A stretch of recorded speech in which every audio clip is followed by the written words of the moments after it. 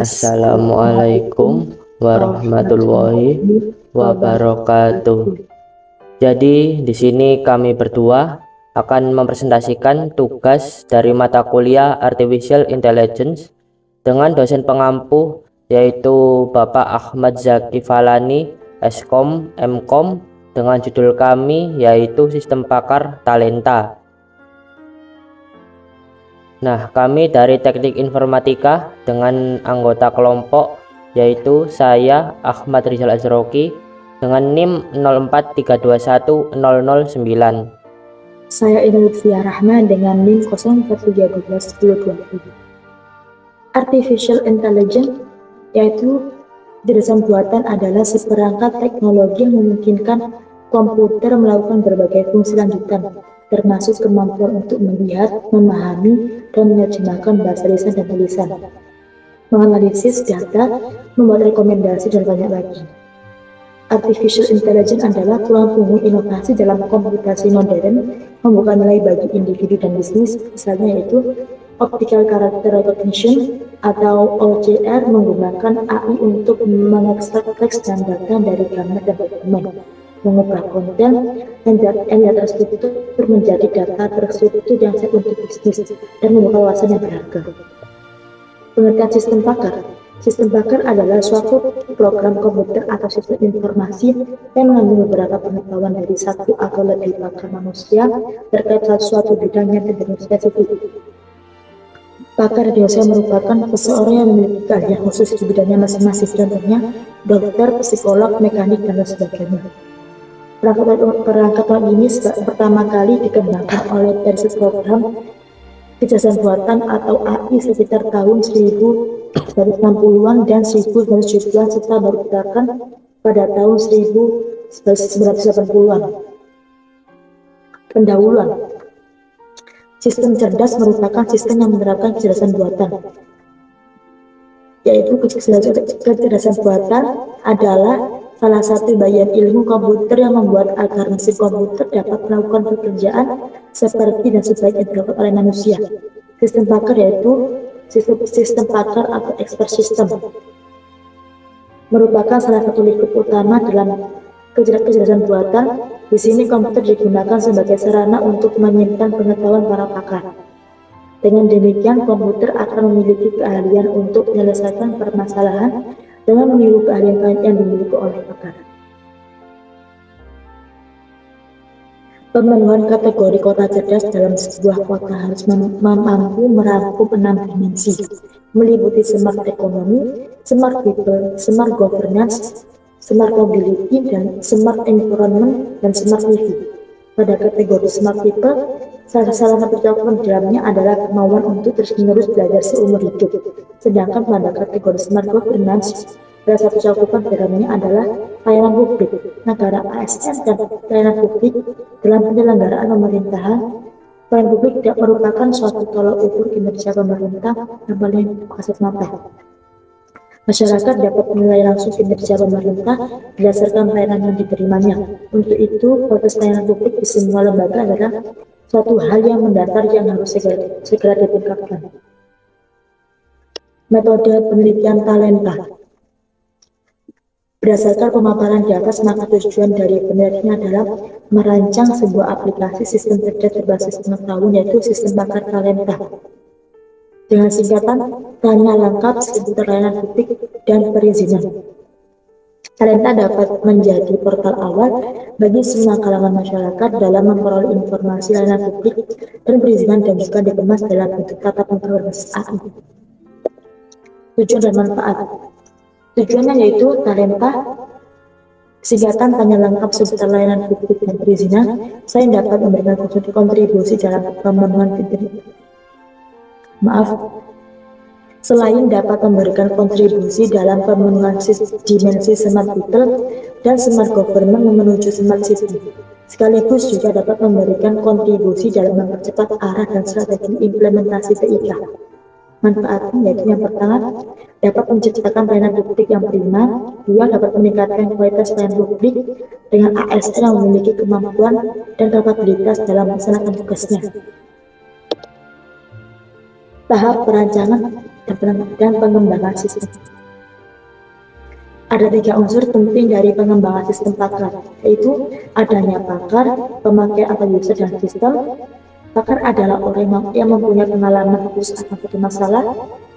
Dalam sistem, pengalaman tersebut disimpan sebagai basis pengetahuan dan basis aturan, sedangkan pemakai user adalah orang yang ingin berkonsultasi dengan pakar lewat sistem. Sendiri menyediakan berbagai fasilitas untuk mendukung pakar dan pemakai atau user. Komponen-komponen dari sistem pakar yaitu 1. Akuisisi pengetahuan. Akuisisi pengetahuan yaitu fasilitas ini merupakan suatu proses untuk mengumpulkan data pengetahuan akan suatu masalah dari pakar. Sumber pengetahuan tersebut dijadikan dokumentasi untuk dipelajari, diolah, diorganisasikan secara terstruktur menjadi basis pengetahuan. Yang kedua yaitu basis pengetahuan dan basis aturan. Setelah proses akuisisi pengetahuan selesai dilakukan, maka pengetahuan tersebut harus dipresentasikan menjadi basis pengetahuan dan basis aturan. Selanjutnya dikumpulkan, dikodekan, diorganisasikan, dan digambarkan dalam bentuk yang lain menjadi bentuk yang sistematis. Yang ketiga, mekanisme inferensi merupakan bagian dari sistem pakar yang melakukan penalaran dengan menggunakan isi daftar aturan berdasarkan urutan dan pola tertentu. Selama proses persuasi antar sistem dan pemakai user, mekanisme inferensi menguji aturan satu demi satu sampai kondisi aturan itu benar. Yang keempat, fasilitas penjelasan program. Memberikan penjelasan tentang bagaimana program dijalankan, apa yang harus dijelaskan pada pemakai atau user tentang suatu masalah, memberikan rekomendasi kepada pemakai user, mengakomodasi kesalahan pemakai user, dan menjelaskan bagaimana suatu masalah terjadi. Yang kelima, antarmuka atau interface dan pemakai atau user. Syarat utama membangun antarmuka pemakai atau user adalah kemudahan dalam menjalankan sistem. Semua kesulitan dalam membangun suatu program harus disembunyikan. Yang ditambahkan hanyalah tampilan interaktif, komunikatif, dan kemudahan pemakai. Perancangan database merupakan penampilan pengetahuan dalam bentuk aturan, memberikan kelebihan pada sistem pakar. Dengan aturan produksi basis pengetahuan dapat dimodifikasi atau ditambahkan dengan mudah dan cepat sesuai dengan perkembangan. Jika database pengetahuan itu salah, kurang lengkap, maka sistem tersebut tidak pada kesimpulan. Pakar harus secara berkesinambungan atau meningkatkan metode pemecahan masalah yang ada. Data flow diagram atau DFD sering digunakan untuk menggambarkan suatu sistem yang telah ada atau sistem baru yang akan dikembangkan secara logika tanpa memperhitungkan lingkungan fisik di mana data tersebut mengalir atau lingkungan fisik di mana data tersebut akan disimpan. Struktur sistem. Sistem pakar talenta terdiri dari 2 bagian utama, yaitu menu untuk pakar dan menu untuk pemakai atau user. Yang pertama yaitu menu untuk pakar, yaitu menu untuk menambahkan basis pengetahuan dan basis aturan. Sedangkan pada menu untuk pemakai yaitu menu untuk penelusuran atau konsultasi. Selain kedua menu tersebut, talenta juga dilengkapi dengan menu info untuk panduan pemakai atau user dan keterangan program seperti gambar di samping, yaitu pada menu pakar yaitu berisikan basis pengetahuan dan basis aturan. Nah, di basis pengetahuan yaitu terdiri dari model layanan, ciri-ciri layanan, keterangan layanan, meliputi syarat, prosedur, biaya, dan waktu. Kemudian di menu pemakai yaitu ada konsultasi, dan yang terakhir yaitu di menu info. Di menu info berisikan panduan untuk pemakai atau user dan keterangan program. Oke, lanjut. Interface sistem pakar talenta. Nah, pada menu utama dalam sistem pakar talenta, sebelum memasuki menu utama pakar ataupun menu utama pemakai atau user, terlebih dahulu dihadapkan pada pilihan untuk memilih salah satu pengguna, yaitu login sebagai pakar atau login sebagai pemakai untuk konsultasi. Seperti gambar di samping, yaitu pada gambar yang kiri yaitu ada pakar, kemudian di gambar yang kanan yaitu ada konsultasi yaitu untuk user atau pemakai, dan yang di gambar kanan yaitu ada info untuk panduan pemakai atau user seperti penjelasan saya sebelumnya. Oke, lanjut. Nah, kemudian yaitu di sini ada isi menu interface sistem pakar talenta. Pada pilihan pengguna sebagai pakar, sebelum kita masuk ke menu selanjutnya, kita diharuskan untuk memasukkan nama dan juga password. Kemudian setelah itu klik masuk. Oke, lanjut. Nah, kemudian menu pakar. Nah, kemudian menu utama pakar yaitu menu untuk menambahkan basis pengetahuan dan basis aturan. Pada basis pengetahuan, pakar dapat menambahkan atau mengedit basis pengetahuan ke dalam talenta seperti gambar di samping, yaitu ada data model layanan, di bawahnya yaitu ada kode model layanan dan model layanan. Nah, kedua itu bisa dimasukkan oleh pakar. Nah, kemudian di bawahnya yaitu ada daftar model layanan, itu pakar bisa memasukkannya. Setelah dimasukkan, pakar bisa mengedit, mengupdate ataupun menghapus. Oke, lanjut. Setelah pengetahuan dimasukkan ke dalam talenta, pakar kemudian menentukan basis aturan. Basis aturan berisi model layanan, dan keterangan seperti gambar di samping, yaitu basis aturan di bawahnya ada model layanan. Nah, model layanan ini diambil dari basis pengetahuan yang telah dimasukkan oleh pakar.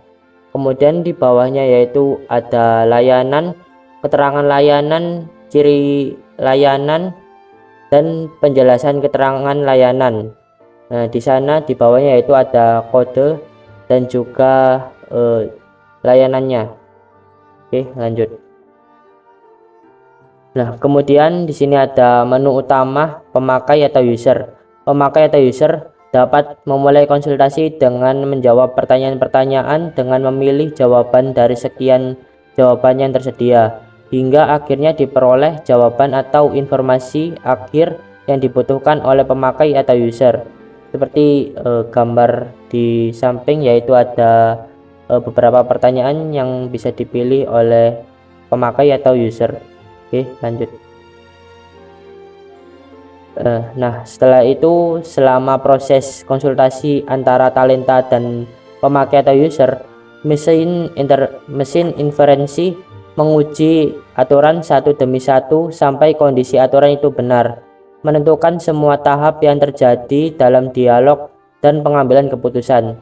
Jika pemakai atau user ingin mengubah pilihannya, maka sistem akan menampilkan kembali pertanyaan-pertanyaan yang ditampilkan sebelumnya dengan menekan tombol kembali.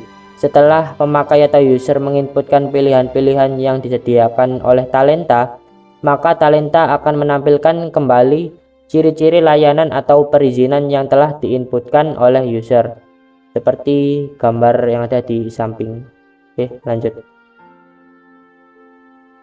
Nah, kemudian ketika pemakai atau user menekan tombol proses, maka talenta akan menampilkan hasil penelusuran yang berupa jenis layanan atau perizinan apa saja yang harus diurus, seperti gambar di samping, yaitu ada penelusuran tentang rekaman data yang akan dianalisis. Oke, lanjut. Kemudian dari hasil penelusuran didapat penjelasan lebih detail mengenai keterangan layanan atau perizinan yang berupa syarat, prosedur, biaya layanan, dan waktu penyelesaian layanan atau perizinan. Kemudian pemakai atau user bisa memilih dari penjelasan-penjelasan yang telah disiapkan oleh sistem, seperti gambar di samping, yaitu ada hasil penelusuran. Oke, lanjut. Nah, kemudian penjelasan hasil konsultasi dirangkum dalam menu penjelasan. Nah, seperti pada gambar di samping, yaitu ada penjelasannya. Oke, lanjut. Nah, kemudian ini untuk tampilan terakhir, yaitu tampilan menu info berisikan panduan pemakai atau user, yaitu bagaimana cara mengoperasikan sistem dan keterangan umum mengenai sistem. Seperti gambar di samping, yaitu ada dua pilihan, panduan pemakai dan keterangan sistem pakar talenta. Oke, lanjut.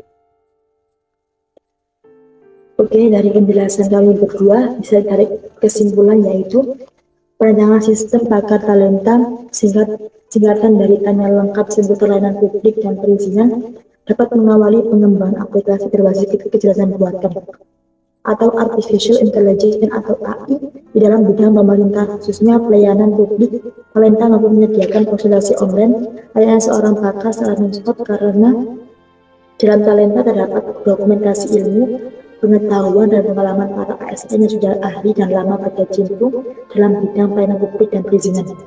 Konsultasi online yang tidak melibatkan peran ASN dapat dijalankan oleh talenta tanpa besar waktu dan tepat.